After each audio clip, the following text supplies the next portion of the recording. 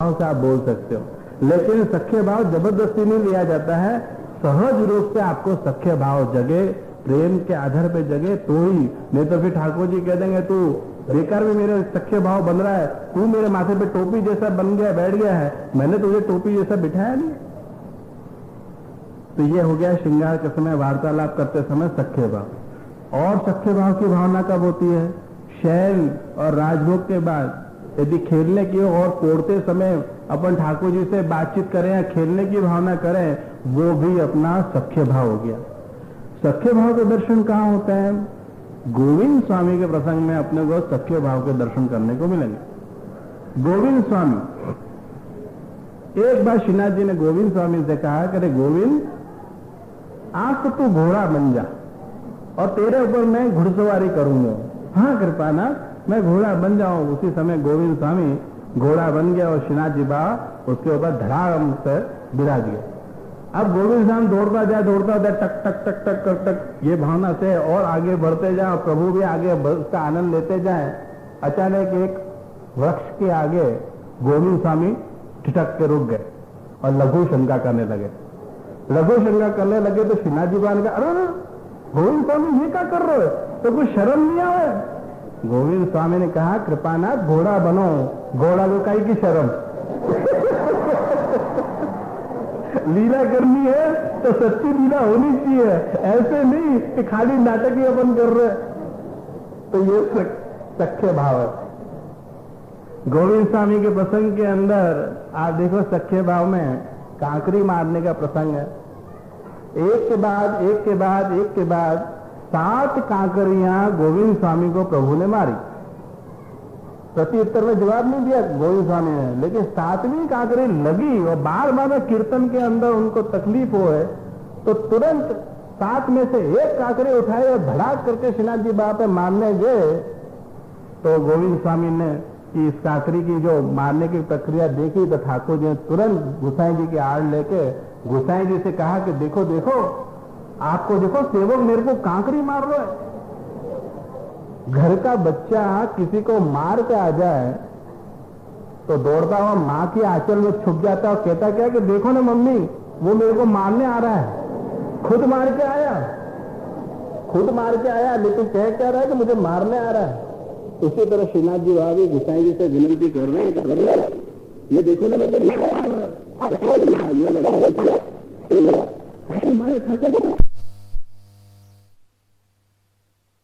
कर रहे हैं कि प्रभु ये देखो ना मुझको मारवे आ रहा है। और गुसाई जी भी नाराज हुए, अरे गोविंद स्वामी तो कांकरी मारे ठाकुर जी को? अच्छा, हम कांकरी मार रहे हैं, आपको बच्चा होने कांकरी मारे वो कुछ नहीं, और हम एक कांकरी मार रहे हैं, वाकई लिए आप इतने गुस्सा हो गए?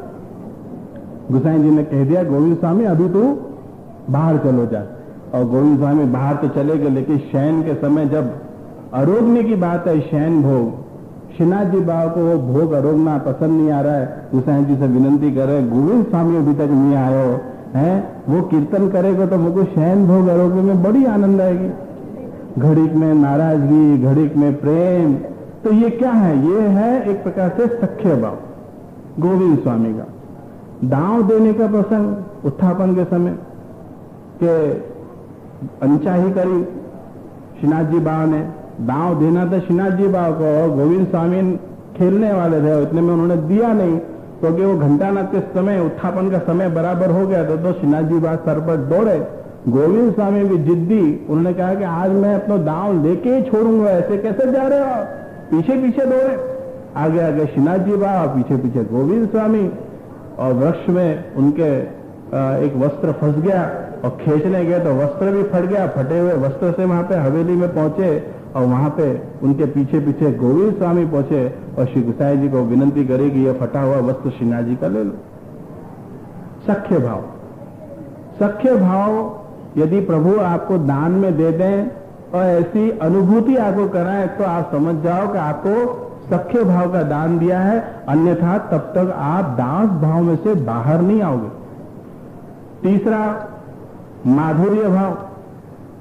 गोपीजनों ने जिस तरह से ठाकुर जी की प्रेम भरी सेवा करी वो माधुर्य भाव से, या अलौकिक पति के भाव से जो ठाकुर जी की सेवा करी वो माधुर्य भाव से। माधुर्य भाव का भी दान यदि प्रभु दें तो ही आपको स्वीकार करना, नहीं तो जो आपकी जो दास भावना की जो सेवा है उससे आपको आगे नहीं बढ़ना है। वो सहज रूप से आपको प्रतीति होगी कि प्रभु हमको ये माधुर्य भाव का दान दे रहे हैं। माधुर्य भाव के दर्शन कहाँ होते हैं? ठाकुर जी की सेवा के अंदर, कि जब खंडिता के पद गाए जाते हैं, उसके सांझ के साचे बोल तिहारी, एक गोपी ने प्रभु को रोक दिया क्योंकि आंखों में नींद भरी हुई है और शरीर में श्रीअंग के ऊपर देखो ना कैसे अटपटी पाग बांधी हुई है और उनके आभूषण जो है वो गुच्छम गुच्छा हो रहे हैं। सुबह सुबह उस गोपी ने प्रभु को रोक दिया कि कहां से आ रहे हो प्रभु? तो प्रभु ने कहा कि कहां से आ रहा हूं, मैं तो नंदालय में से आ रहा हूं। अरे कहां से नंदालय से आ रहे हो? आपके तो पीक कपोलन लागी रही है, घूमत नयनन विशाल, आपके गाल पे तो लाल लाल गाल हो रहे हैं और आपके जो नयन विशाल जो नयन है वो कैसे हो रहे हैं? नींद से भरे हुए। नंदालय में से आए हो तो नींद क्या पूरी नहीं हुई क्या वहां से? तो पीक कपोलन लागी रही है, घूमत नयनन विशाल, और अटपटी भूषण लटपटी पाग, उनके जो श्रृंगार हैं वो सब के सब उलझ गए हैं। तो नंदालय से तो श्रृंगार बराबर सही सही होने चाहिए, उसकी जगह ऐसे उलट पलट क्यों रहे? और शाम के समय में तो आपने पाग तो बिल्कुल सही सही बांधी थी, ये अटपटी पाग कैसे दिख रही है? तो ये जो है कृष्णदास का कीर्तन है कि जिसके अंदर वो अपने भाव प्रकट कर रहे हैं कि कैसे ठाकुर जी के दर्शन हो रहे हैं। उसमें कैसे माधुर्य भाव का मतलब, जैसे पति और पत्नी के अंदर रसशास्त्र के अंदर ये बात बताई गई है कि खाली प्रेम है न पचता नहीं है, बीच बीच में झगड़ा होना जरूरी है। आप लोगों के झगड़े होते हैं कि नहीं होते हैं? होते हैं ना कृष्णदास जी आपके झगड़े? एक आध झलक तो मैंने देख ही ली है कृष्णदास की और ललिता बाई की। मैंने काटे हो के बात चल रही थी ललिता बाई की और कृष्णदास जी की, और उसमें मैं भी बीच बीच में बोल रहा था। उसमें कृष्णदास जी कुछ बात बोलने गए तो इनने बात काटी और ललिता बाई ने बात करनी शुरू करी। तो उस समय थोड़े नाराज हो गए और कहा कि मेरी बात क्यों काटी, मेरे सामने दिखाने लगे आंखें। तो ये जो है माधुर्य भाव के अंदर लड़ाई झगड़े जो है, प्रेम तो है गोपीजनों को अतिशय प्रभु से, लेकिन साथ साथ में खूब झगड़े भी चल रहे हैं, बहसबाजी भी चल रही है। और ठाकुर जी बहुत प्रसन्न है। ठाकुर जी को उस प्रेम के अंदर वो झगड़े, वो लड़ाइयां इतनी पसंद आती हैं कि उस समय उनको बुरा नहीं लगता है कि ये गोपी ने मेरे को रोक दियो, टोक दियो, ये सब प्रश्न करने वाली तू कौन हो गए। लेकिन वो तो बहुत उसका एक, जिसको कहते हैं, एक आनंद ले रहा है। होली के दिन में भी जब गालियां होती हैं, प्रभु को गालियां दी जाती हैं, तो अकेला अकेला एक वैष्णव गाली नहीं देता प्रभु को। अरे तुम आओ, हरि जी को गाली सुनाओ, हरि कारो दे बापन बिचवारो। और वो ठाकुर जी जब उनकी गालियों को सुनते हैं, ग्वाल बालों की गालियों को सुनते हैं, अतिशय प्रसन्न होते हैं। उनको कहते हैं रेलिश, उसका एक अनुभव, एक आनंद एक अलग ही होता है। तो ये खंडिता के पद या इस तरह की गालियां, या यूं कह लो कि हिलक के जो पद शीतकाल में गाए जाते हैं, वो ये सब अपने को प्रतीति कराते हैं माधुर्य भाव की। राजभोग का भोग सराओ, शयन भोग का भोग सराओ, और उसके बाद ठाकुर जी को बीड़ी धरो, तो बीड़ी धरने का जो भाव है वो भी माधुर्य भाव का। या आप राजभोग के दर्शन खोलने से पहले, श्रृंगार के दर्शन खोलने से पहले, शयन के दर्शन खोलने से पहले, या संध्या आरती के दर्शन खोलने से पहले पुष्प माला ठाकुर जी को धराते हो, तो वो पुष्प माला धराते समय ये भावना होती है कि ठाकुर जी को हम माधुर्य भाव से पुष्प माला धरा रहे। तो ये हो गया माधुर्य भाव। फिर उसके बाद आता है वात्सल्य का भाव। वात्सल्य का भाव यानी कि यशोदा मैया का भाव। कोई वैष्णव को यशोदा मैया बाल भाव से ठाकुर जी की सेवा करनी अतिशय पसंद है, तो वो बाल भाव से ठाकुर जी की सेवा करता है। तो बाल भाव की सेवा कब? जब आप ठाकुर जी को बड़े प्रेम से वहाल से जगाते हो, जब आप ठाकुर जी को बड़े प्रेम से वहाल से पोढ़ाते हो, या ठाकुर जी को अलग अलग सामग्री या भोग धरते हो, अरोगाते हो तो बड़े प्रेम से, जैसे अपन ने पिछली बार देखा था कि अतिशय, जिसको कहते हैं ना कि मिठास से भरी हुई सामग्री ठाकुर जी को भोग में धरनी है, तो वो मिठास से भरी हुई सामग्री क्या अंदर से हृदय आपका मीठा हो, आपके मन में ऐसी मिठास वाली भावना हो, तो वो ठाकुर जी को पसंद है। तो भोग धरते समय हम वहां से ठाकुर जी को जब भोग धरते हैं, अरोगाते हैं, तो वो भी वात्सल्य का भाव हो गया। तो सर्व भावे शब्द के अंदर दास भाव, सख्य भाव, वात्सल्य भाव और माधुर्य भाव, ये चारों भाव हो गए। ये सर्व भावे शब्द का पहला भाव है। आपने ऐसे कभी भाव किए हैं ठाकुर जी के? इसीलिए यदि आपने जो भाव नहीं किए हैं तो थोड़ा थोड़ा इसको ग्रहण करके अपने जीवन में ये भाव करना शुरू कर दो। भाव करोगे तो धीरे धीरे प्रेम बढ़ता जाएगा, और प्रेम बढ़ेगा और भाव बढ़ेगा, प्रेम बढ़ेगा, तो ये ठाकुर जी जो बोलते नहीं वो अचानक बोलने लग जाएंगे। आपको ऐसी प्रतीति होने लगेगी, आप लीलाओं के अंदर डूबे रह जाओगे। ये भागवत जी आप जो सुन रहे हो, तो ये भागवत जी तो 7 दिन में पूरी हो जाएगी, लेकिन 365 दिन वो भागवत जी को और सेवा का जो अनुभव अपने को लेते रहना है। तो ये भावनाओं को करना बहुत ज्यादा जरूरी है, तो ही आपके भाव जागृत होंगे। सर्वभावे शब्द का एक दूसरा अर्थ है कि स्त्रीगूढ़ भाव से ठाकुर जी की सेवा करनी। जैसे ही आपने अपरस करी, अपरस करते ही आपके मन में भावना जगनी चाहिए कि मैं प्रभु की दासी हूं और दासी बन के मैं ठाकुर जी की सेवा करूंगी। देखो हरिराय जी ने अपने को बताया कि पूरे विश्व के अंदर पुरुषोत्तम कोई है तो केवल ठाकुर जी, और हम सब जो हैं वो पुरुषोत्तम पुरुष भाव से हम नहीं हैं, हम सब जो हैं वो स्त्रीगूढ़ भाव से हैं। वल्लभाचार्य जी ने हम सबको स्त्री बना दिया, फिर चाहे हम पुरुष हो गए स्त्री हो, लेकिन हमको स्त्रीगूढ़ भाव से ही ठाकुर जी की सेवा करनी है। और उसका एक लक्षण के पुरुष वर्ग में आप देखो कि धोती, बंडी और उपरना ये चीज धारण करके, ये यूनिफॉर्म पहन के ठाकुर जी की सेवा की जाती है। उसका भाव समझ लो। धोती जो है वो गोपी जनों का लहंगा है, चनिया है। बंडी जो है वो गोपी जनों की चोली है, और उपरना जो है वो गोपी जनों की साड़ी है। ये जो आप अपने मन में भावना बिठा लो कि ये धोती, बंडी, उपरना धारण कर लिया है, और ये भावना पैदा कर लो कि मैं प्रभु की दासी हूं आज अभी से ठाकुर जी की सेवा में, तो वो हो गया स्त्रीगूढ़ भाव से ठाकुर जी की सेवा कर। सर्वभावी शब्द का तीसरा अर्थ है कि सर्वश्रेष्ठ प्रभु हैं हमारे लिए। श्रेष्ठ क्या है? हमारे घर वाले, हमारे बच्चे, हमारे पति, पति के लिए पत्नी, पत्नी के लिए पति, माँ बाप के लिए बेटे बेटियां, और बेटा बेटी के लिए माँ बाप। अभी तो सर्वे सर्वा श्रेष्ठ अपनी मकान, अपनी दुकान, हर चीज के लिए अपन श्रेष्ठ कहते हैं।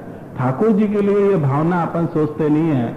जिस दिन आपके मन में दृढ़ आश्रय या आसक्ति हो गई कि अरे दुनिया की सब चीजें तुच्छ हैं, सर्वश्रेष्ठ तो केवल प्रभु हैं, ऐसी भावना आ गई तो क्या होगा? आप ठाकुर जी की सेवा को, ठाकुर जी की कथाओं को, स्मरण को, श्रवण को, कीर्तन को प्रायोरिटी देने लग जाओगे, उसको प्राथमिकता देने लग जाओगे, और इसी का नाम है विवेक। विवेक बुद्धि हमारे में अभी नहीं है। हमें कौन सी चीज को प्रायोरिटी देनी है, किस चीज को हमको पीछे काम करना है, ये हम समझते नहीं है। हम जैसी लौकिक चीजों को हम प्रायोरिटी पहले दे देते हैं और अलौकिक चीज को प्रायोरिटी कम देते हैं। तो यदि ये भावना जग जाए आपके मन में कि मेरे प्रभु जो है वो सर्वश्रेष्ठ है, तो ये समझ लो कि आपका सर्वभावेन शब्द से आपका सर्वभाव सिद्ध हो जाएगा।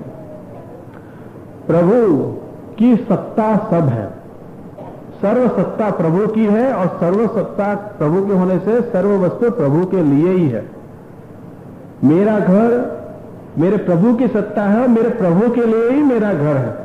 मेरे घर के जितने भी सदस्य हैं, कुटुंबीजन हैं, वो मुझे प्रभु ने दिए हैं, वो प्रभु की सेवा के लिए ही हैं।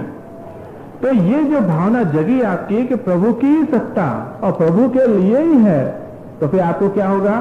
मैं कौन हूं? मेरे ऊपर भी सत्ता प्रभु की है, और मैं भी कौन हूं? प्रभु की सेवा के लिए है। यदि सत्ता प्रभु की और प्रभु के लिए ही सब कुछ है, ऐसी भावना यदि आपके जग जाए, तो सर्वभावन का ये एक और अर्थ हो गया। सर्वभावन का एक अर्थ ये भी होता है कि ठाकुर जी के आसपास जितनी भी चीजें पड़ी हुई हैं वो सब के सब भावात्मक हैं। आपको लगेगा कि आपके ठाकुर जी के आजू बाजू क्या विराज रहा है, गादी, तकिया है, झारी जी, बंटा, इसके अलावा चौकी, पिछवाई, चंद्रवा ऊपर लटक रहा है, वो है साज साहित्य, ये सब चीजें हैं। आपको लगेगा कि ये सब चीजों में क्या भावना करनी, पर आपको मालूम है कि यदि आप श्री गोकुलनाथ जी की रहस्य भावना और श्री हरिहर जी कृत सहस्त्र श्लोक की भावना पढ़ो तो आप इतने सारे भाव आपको उसके अंदर मिलेंगे कि उन भावों को यदि आप समझ लो तो आपकी सेवा में उसके अंदर इतनी निखार और इतनी सुंदरता आ जाएगी कि पहले कभी आपको ऐसी आनंद की अनुभूति नहीं हुई होगी कि वैसी अनुभूति आपको हो जाएगी। प्रगट रूप से भले ही आपको शायद अभी आपको ऐसी दिव्य दृष्टि नहीं मिली है कि जिसकी वजह से आप सचमुच में ये सारे स्वरूपों को देख सकें। कहते हैं कि प्रभु जब इस भूतल पे पदार्पण करके लीला करने आए तो प्रभु तो कभी भी अकेले विराजते नहीं है। पुष्टि मार्ग ना 5 तत्व नित्य गाइये जी, तेना जन्मो जन्म सर्वे। वो जो है एक भाव कि पुष्टि माँ के 5 तत्व, कौन कौन से पुष्टि माँ के 5 तत्व हैं? तो श्रीनाथ जी बाबा पहला तत्व, गिरिराज जी दूसरा तत्व, श्री महाप्रभु जी तीसरा, चौथा श्री यमुना जी और 5वां व्रजभूमि। प्रभु कभी भी अकेले तो यहां विराजेंगे नहीं। प्रभु भूतल पे पधारे, लीला करने पधारे हैं तो अपने सकल अंतरंग परिकर को लेके पधारे हुए हैं। इसलिए आपके घर में भी यदि ठाकुर जी विराज रहे हैं तो ये मत सोचो कि आप रसोई करने चले गए तो ठाकुर जी अकेले विराज रहे हैं।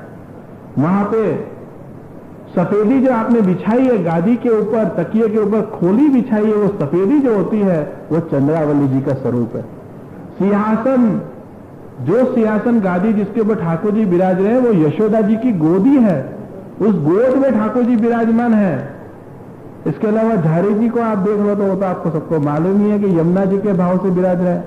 अलौकिक रूप से ठाकुर जी के आजू बाजू सकल अंतरंग परिकर विराज रहा है, लेकिन आपको दिव्य दृष्टि नहीं मिली है, इसलिए आपको केवल ठाकुर जी के दर्शन हो रहे हैं। यमुना जी की जगह पे झारी जी के दर्शन हो रहे हैं, चंद्रावली जी की जगह पे सफेदी के दर्शन हो रहे हैं, और गादी के रूप में गादी दिख रही है पर यशोदा जी के दर्शन नहीं हो रहे हैं। और इतना याद रखें, कभी भी प्रभु के आजू बाजू जितनी भी चीजें हैं वो सारी भावात्मक चीजें। आप देखो ठाकुर जी के पुराने वस्त्र जो हो जाते हैं, जैसे खेल के वस्त्र, उसको आप क्या करते हो, पोटली बांध के रख देते हो, सोचते हो कि यमुना जी में बहाव में हम बहा देंगे। क्यों? उसका भाव यह है कि वो यमुना जी को हमको अंगीकार करा देना है। वो वस्त्र, ठाकुर जी के जो वस्त्र हैं वो भी भावात्मक वस्त्र हैं। उसको अपने लौकिक वस्त्र शायद अपन फेंक देते हैं, लेकिन ठाकुर जी के वस्त्रों को अपन फेंकना नहीं चाहिए, उसको जल के अंदर ही प्रभाव में बहाना चाहिए, यमुना जी को अंगीकार करा दें।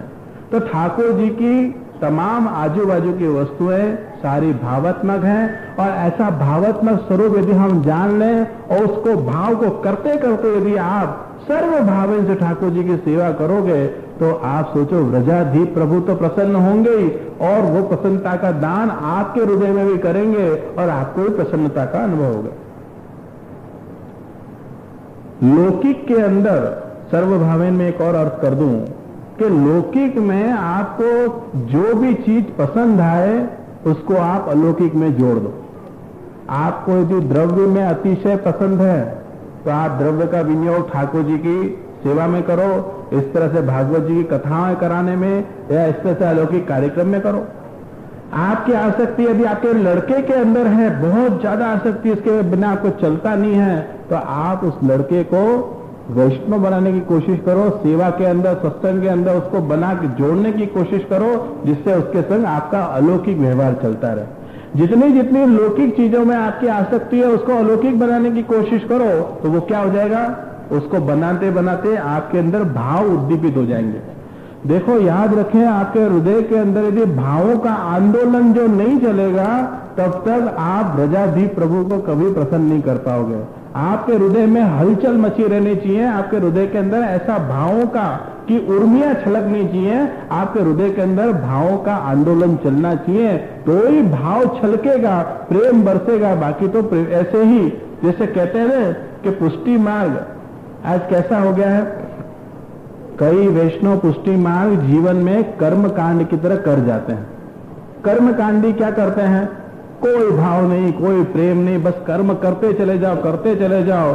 ऐसे ही सेवा रूप कर्म कांड कई वैष्णव कर रहे हैं, और उसकी वजह से क्या कहते हैं वैष्णव कि हमको कोई आनंद ही नहीं आ रहा है। तो इस तरह से भी आप भाव भावना से सर्वदा प्रजाधि प्रभु की सेवा करोगे तो वही सेवा आपकी साक्षात सेवा बनेगी, वही सेवा फलात्मिका फलरूपा सेवा बनेगी, वही सेवा प्रेमात्मिका सेवा बनेगी, और वही सेवा भावात्मिका बनेगी। तो आज हमने सर्वभावेन शब्द का अर्थ देखा, सर्वदा शब्द का अर्थ देखा, भजनीयों शब्द का अर्थ और व्रजाधीश शब्द का अर्थ देखा। एक और अपन पंक्तियों में देख लें, स्वस्यायमेव धर्मो ही, स्वस्य अयम एव धर्म ही। अब अपने को सेवा के प्रकार में बताया कि सेवा कैसे करनी, तो उसके लिए श्री महाप्रभु जी ने अपने को 3 विकल्प बताए। एक तो अनुकूल, दूसरा उदासीन और तीसरा है प्रतिकूल। घर में सभी अनुकूल हैं, अपना स्वयं का धर्म क्या है, स्वस्यायमेव धर्मो ही, स्वस्य यानी कि हम खुद, अयम यानी कि यह अपना धर्म है। तो ये धर्म के अंदर क्या करना है, ठाकुर जी की सेवा में जितने लोग अनुकूल हैं उनको जोड़कर ठाकुर जी की सेवा करनी है। उदासीन स्वयं कुर्यात, यदि घर के लोग उदासीन हैं, सर्वभाव से सेवा नहीं करते हैं, सर्वदा सेवा नहीं करते हैं, व्रजाधि प्रभु की सेवा नहीं करते हैं, तो उदासीन है स्वयं कुर्यात, आज स्वयं ठाकुर जी की सेवा सर्वभाव से करो। प्रतिकूले ग्रहम तजे, ये सबसे बड़ी कठिन आज्ञा महाप्रभु जी की।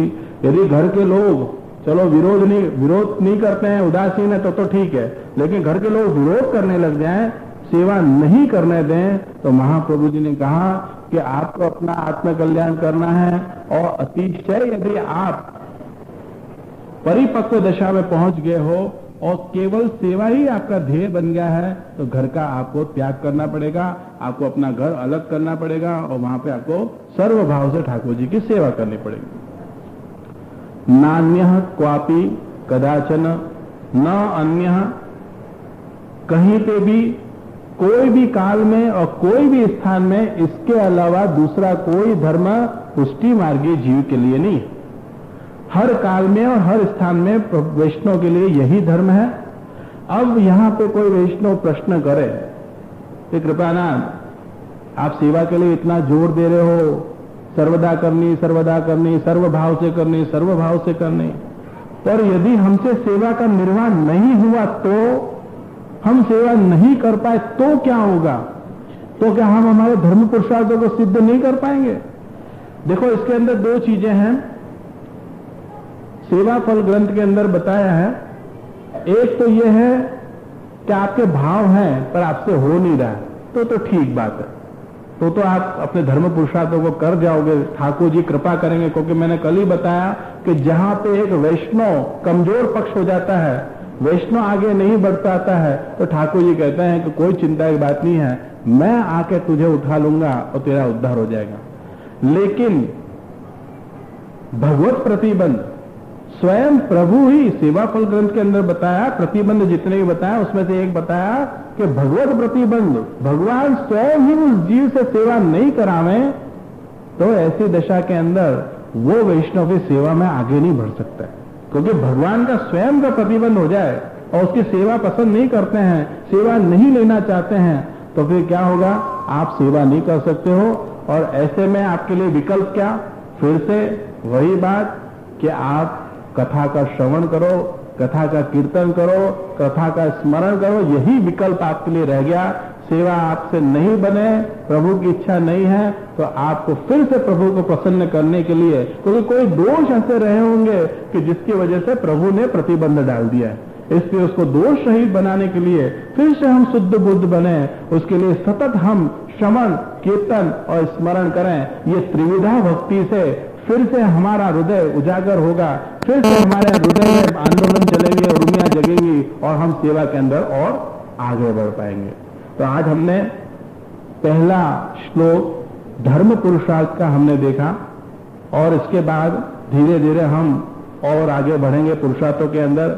एक और भागवत जी के अंदर आप दसम स्कंद की ओर अग्रसर हो, दूसरी ओर यहां पे भी आप धीरे धीरे प्रभु की ओर अग्रसर होते जा रहे हो। दोनों तरफ से शास्त्री जी भी पीछे पड़े हुए हैं और मैं भी आपके पीछे पड़ा हुआ हूं कि कैसे भाव ली जगह है।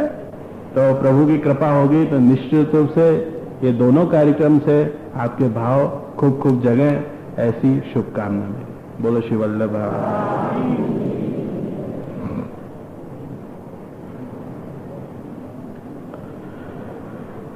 चरण के रो भरोसो डरई न चरण के रो। श्री वल्लभ नाथ चंद्र छटा बिना सब जग माध अंधेरो भरो। दृढ़